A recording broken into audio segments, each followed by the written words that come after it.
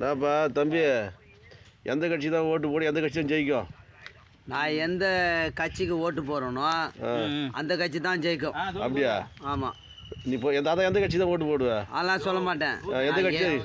நான் எதுக்கு ஓட்டு போகிறேனோ அதான் ஜெயிக்கும். அதான் எந்த கட்சி தான் ஓட்டு போடுவேன்?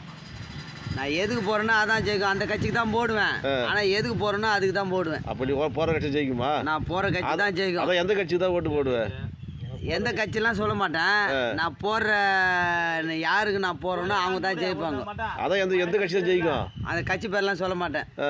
நான் எதுக்கு போகிறேனோ அவங்க தான் ஜெயிப்பாங்க. அப்படியா? ஆமாம். காசு நான் வாங்கி செலவுக்கு காசு கொடுக்குறதுலாம் வாங்கிக்குவேன். யார் யார் கொடுக்குறாங்களோ அவங்க வாங்கி வச்சுக்குவேன். அதான் ஓட்டு. ஆனால் ஓட்டு எனக்கு யார் பிடிச்சிருக்குதோ அவங்களுக்கு போடுவோம். அவங்க தான் ஜெயிப்பாங்க.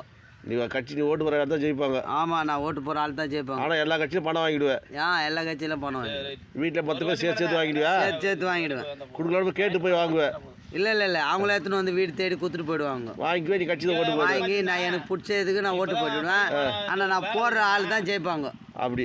ஆமாம். ஆனால் பணத்தை எல்லாரும் வாங்கிடுவேன். வாங்கிடுவேன். சரிப்பா.